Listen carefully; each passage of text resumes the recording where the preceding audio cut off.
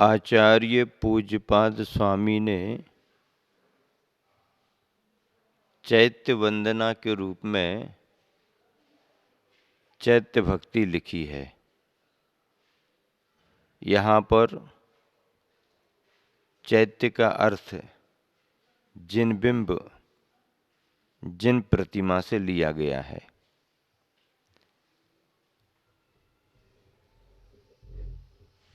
जिन बिंबों की महिमा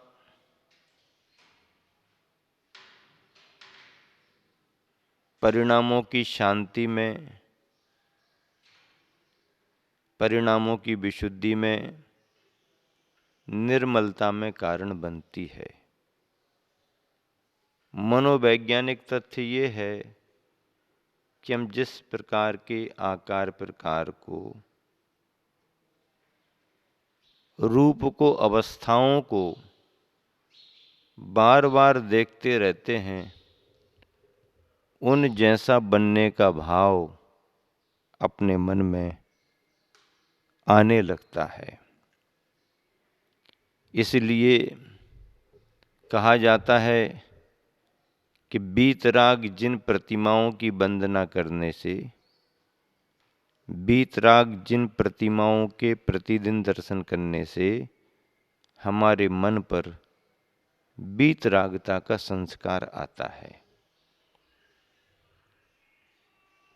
उस चैत्य भक्ति में आचार्य प्रबंध ने श्लोक लिखा है, तदनु जयति श्रेयान् धर्मः प्रवृद्धि महोदयः को गति विपता क्लेशाद्योषौ विपासयति प्रजा परिणतनयास्यांगी भावाद् विविक्ति विकल्पितं भवतु भवतस्त्रात्रित्रेधा जिनेन्द्रवचो मृतम् तदनु जयति श्रेयान् धर्मः प्रवृद्धि महोदयः को गति विभुत क्लेशाद्योषौ विपासयति प्रजाः परिणतनयास्यांगी भावात् विविक्त विकल्पितं भवतु भवतस्त्राति त्रेधा जिनेन्द्र बचो मृतम। एक एक शब्द के अर्थ को आप समझ लें, मीनिंग निकालें।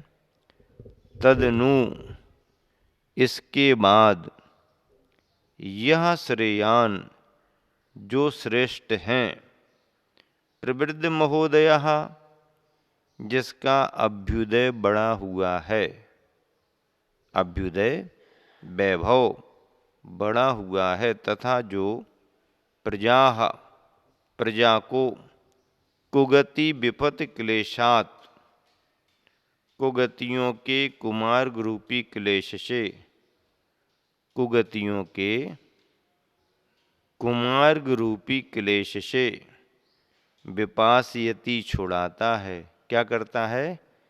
छुड़ाता है। विपासयति छुड़ाता है। असौ धर्मः वह धर्म जयति जयवंत है। वह धर्म कैसा है? जयवंत है।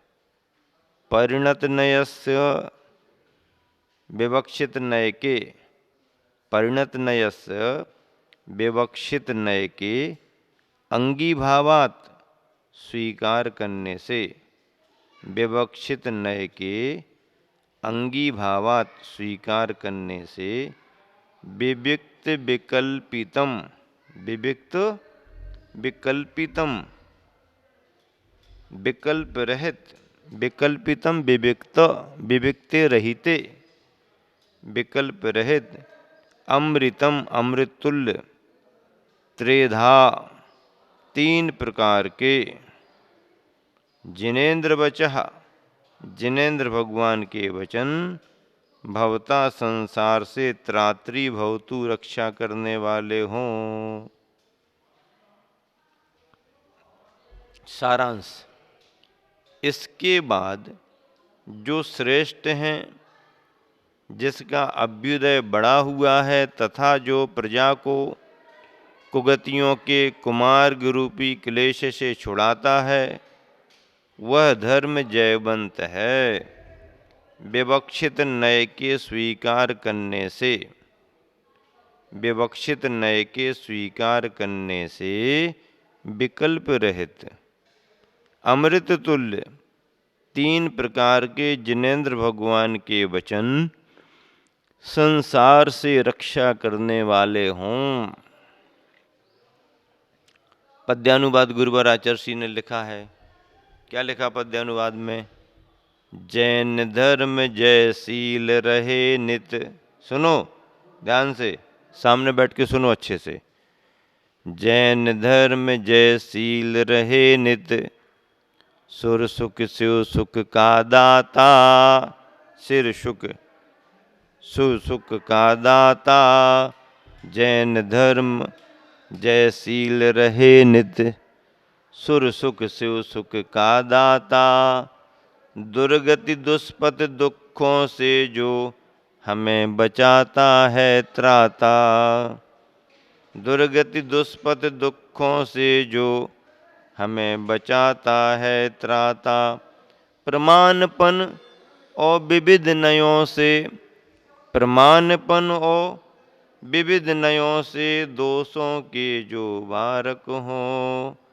अंगवाह्यो अंग पूर्वमय, अंगवाह्य और अंग पूर्वमय जिन वच जग उद्धारक हों, जिन वच जग उद्धारक हों। जैन धर्म जयशील रहे नित्य, सुर सुख शिव सुख का दाता। अभ्युदय, अभ्युदय वैभव, स्वर्गों का भी वैभव और मोक्ष का भी वैभव। दुर्गति दुष्पथ दुखों से जो हमें बचाता है त्राता, रक्षा करता है। किससे बचाता? दुर्गति से बचाता, दुष्पथ कुमार्ग से बचाता, दुखों से बचाता। प्रमाणपन और विविध नयों से दोषों के जो बारक हों। प्रमाण और नयों की विवक्षाओं से जो कथन में दोषों को हटाने वाले हों, दोष जिनसे दूर रहते हों। क्योंकि प्रमाण और नय का सहारा लेकर के हम जो बात करते हैं वह बात प्रामाणिक होती है और निर्दोष होती है। प्रमाण नयैरधिगमः। क्या सुना ध्यान से? प्रमाण नयैरधिगमः। ये सूत्र कहाँ पर आया है? तत्वार्थ सूत्र में आया है। तत्वार्थ सूत्र के कौन से अध्याय में आया है? पहले अध्याय में आया है। प्रमाण नयैरधिगमः, प्रमाणपन और विविध नयों से, विभिन्न प्रकार के नयों के कथन से दोषों के जो बारक हों। यदि हम प्रमाण की विवक्षा को न समझें और नयों का आलंबन लेकर के व्याख्या ना करें तो हमारा कथन बाधित होता है, दोष आते हैं, उसमें दोष आते हैं। इन दोषों से बचने के लिए और कथन को पुष्ट करने के लिए प्रमाण नय का आलंबन लेना पड़ता है। अपना तो सुधार कर नहीं पाया और दुनिया को सुधारने में लगा है, तो दुनिया सुधरी नहीं सुधरी, तुमने अपना सुधार नहीं किया। फिर हम अपने ही अपना सुधार करेंगे। अपना अपना सुधार तो करते हैं, अपना अपना सुधार करने के साथ समय और सुविधा हो तो दूसरे का सुधार भी करना जरूरी है। लेकिन दोनों के सुधार में ज़्यादा समय किसको दें? दूसरे का हित ज़्यादा करें कि अपना हित ज़्यादा करें? तो आचार्यों ने कहा है भैया ऐसा जमाना है। कैसा जमाना है? आदहिदम कादब्बम, आदहिदम अपिच कादब्बम, परहितम कादब्बम, आदहिद परहिदादो, आदहिदम सुट्टु कादब्बम। आचार्यों ने कहा अपनी आत्मा का हित करो। क्या कहा आचार्यों ने? अपनी आत्मा का हित करो। अपनी आत्मा का हित करते करते दूसरों का भी हित करो। अपना तो करो, लेकिन अपना हित करते करते दूसरों का भी हित करो। फिर आचार्य महाराज ने पूछा, आचार्य महाराज से हमने पूछा, फिर अपने हित में और दूसरे के हित में विशेष किसका हित करें? तो उन्होंने कहा, आत्महित और परहित में पहले अपना अच्छे से कर लो, और अपना करने के बाद जो समय मिले और रुचि तुम्हारी हो तो दूसरे का कर दो। क्यों?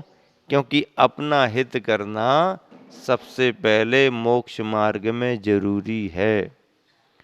तो फिर हम अपना काम करते रहेंगे, हम दूसरों पर ध्यान नहीं देंगे। यदि ऐसा करो तो भी किसी का कोई बुरा नहीं होगा, अपना तो कर लो, लेकिन अपना करते करते दूसरे का भी यदि अपन ने कर दिया तो इसमें भी भलाई है, क्योंकि मोक्ष मार्ग का प्रवर्तन करना भी जरूरी होता है। तो इस तरह से आत्महित और परहित की ये चर्चा है भैया। हाँ, भोजन दूसरे को कराना और अपना करना क्या जरूरी है? व्यवहार की भाषा में तो ये होता, भैया सबको भोजन करा, भले भूखे बैठे रहो। अपने यहाँ बारात आई है, पूरी पंगत को जिवा दो, अपना खाली पेट रह जाए तो रह जाए, ठीक है। पंगत अंगत में ऐसा चलेगा, सबको भोजन करा दो, भूखे रह आओ। लेकिन धर्म के क्षेत्र में कहते हैं कि तुम भूखे रह आओ और सबको भोजन कराते रहो, कैसे धर्म चल पाएगा भैया? तो फिर क्या करें? अपना भोजन भी करो और दूसरे को भोजन भी कराओ। आत्मधर्म एक विशेष, अच्छा एक बात और है, जो व्यक्ति अपने आत्मधर्म में लगेगा उससे दूसरे का अहित कभी हो ही नहीं सकता, क्योंकि वह स्वार्थी नहीं होगा। वो अपना काम कर रहा है, ये बात अलग है, अपने कल्याण के लिए कर रहा है, अलग है, लेकिन उसके मनसा वाचा कर्मणा किसी का अकल्याण नहीं होगा। ये उसके अभिप्राय की निर्मलता होती है, स्वार्थपना उसमें नहीं रहता है। इसलिए मोक्ष मार्ग में कहा कि आदहिदम कादब्बम, अपनी आत्मा का हित करो। आदहिदम अपि च पर कादब्बम, आत्मा का हित करते करते दूसरे का हित भी करो।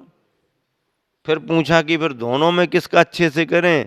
तो अपनी आत्मा का हित अच्छे से पहले करो, और फिर समय मिले, सुविधा हो, रुचि तुम्हारी बने, क्षमता तुम्हारी हो तो दूसरे का भी हित करो, लेकिन अपना अच्छे से करो। हम पेपर देने जा रहे हैं तो पहले किसकी कॉपी हल करेंगे? वो तो आजू बाजू वाले सब कह रहे, भैया तुम होशियार हो, जरा हमारे को बताओ, जरा हमारे को बताओ। तो बताओ, ये अपेक्षा तुम्हारी ठीक है, पर तुमको बताने में लगे रहेंगे तो हम अपनी कॉपी में कब लिखेंगे? तो फिर क्या करना पड़ता? वो कहता है, सुनो अभी हल्ला नहीं करो, अभी हमको पहले अपना कर लेने दो, अच्छे से एकाग्रता से हमको लिख लेने दो। उसके बाद में जब हमें लगेगा कि हमारा कंप्लीट हो रहा है, हम तुमको सहयोग कर देंगे थोड़ा सा। दोनों में किसका ध्यान ज्यादा करेंगे? भैया हम अपना ध्यान अच्छे से करेंगे, हैं? हम पूरे समय में तुम्हारे को बताते रहें और अपनी कोरी कॉपी जमा करके आ जाएंगे तो मामला बिगड़ जाएगा। परीक्षा के समय विद्यार्थी जैसे पूर्ण एकाग्रता से अपने प्रश्न पत्र को हल करने का, अपनी कॉपी में लिखने का काम पहले करता है। उसके बाद हालांकि बताने की व्यवस्था नहीं रहती है, बताना अपराध माना जाता है, बताना गलती मानी जाती है, फिर भी यदि कोई स्नेह भाव आ जाए मन में, ठीक है अपन ने अपना तो कर ही लिया, इसका बिगाड़ काहे को हो, भला हो जाए तो हो जाए, तो उसको कुछ बता देता है। महत्वपूर्ण वो नहीं है, महत्वपूर्ण अपना प्रश्न पत्र हल करना होता है।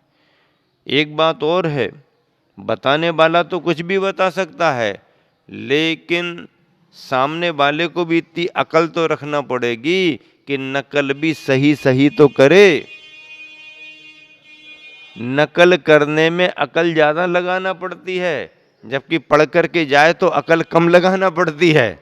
हाँ, पढ़ करके गया है तो केवल लिखने में अकल लगाना पड़ती है, और पूछ पूछ करके लिखने वाले को एक तो सुनना पड़ता है, सही सुना कि नहीं सुना, फिर सही लिखा कि नहीं लिखा, और कोई देख तो नहीं रहा है। 3 जगह अकल लगाना पड़ती है उसको। कहाँ, क्यों सेठ जी? 3 जगह अकल लगाना पड़ती है। क्या है? पहले सुनेगा ध्यान से, सुनेगा नहीं तो कागज देखेगा, कॉपी पूरी एकाग्रता से देखेगा। देखने में या सुनने में गड़बड़ी हो गई तो गड़बड़ लिख देगा। तो पहले तो ध्यान से पूरा देखे या सुने, फिर दूसरा उसको उसी तरीके से लिखे, और तीसरी अकल कहाँ लगाना पड़ेगी कि कोई चेक तो नहीं कर रहा, सीसीटीवी कैमरा तो नहीं लगा, नहीं तो अब भी कहीं से कोई आ जाएगा।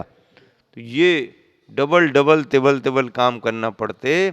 इसलिए नकल के चक्कर में मत रहो, अपनी अकल को एक तरफ ही लगाओ। बच्चे कम मेहनत करके भी अच्छे नंबरों से पास हो सकते हैं। आज के समय में बच्चों की परीक्षा नहीं होती, बच्चों की परीक्षा के नाम पर बच्चों के माता पिता की परीक्षा होती है। क्या? वे तो फेल पास सब बराबर है, उनको कुछ चिंता नहीं है, हैं? फेल में भी निश्चिंत हैं, पास में भी निश्चिंत हैं। चिंता किसको होती है? परीक्षा किसकी होती है? टीचर बच्चों से नहीं कहता, बच्चों के पेरेंट्स से कहता, भैया तुम लड़का तो कछु काम को नहीं आ, हैं? हाँ, क्या करें, बाहर कर नहीं सकते हैं और पढ़ता है नहीं। तब फिर तुम भी क्या करो, अब साहब देख लो, अब आप ही पढ़ा सकते हो, ऐसा है वैसा है, और चलता रहता है। तो इस तरह से एकाग्रता रखना। मोक्ष मार्ग में भी साधक को मूल में अपना ध्यान रखना पड़ता है, अपने कल्याण के लिए उसको कार्य करना पड़ते हैं। अच्छे से करते करते, अपना करते करते, कहीं समय मिला, कहीं सुविधा हुई, अपनी क्षमता है, अपनी रुचि है, तो फिर देख करके दूसरे को भी सहयोग कर दो। दूसरे का भी भला हो जाए तो इसमें बुरा नहीं है, लेकिन उसके भले करने में, उसी के भले में सारा समय निकल जाए और हमारे पास समय ना बचे तो मामला बिगड़ जाता है। इस तरह से इस श्लोक का अर्थ पूर्ण हुआ।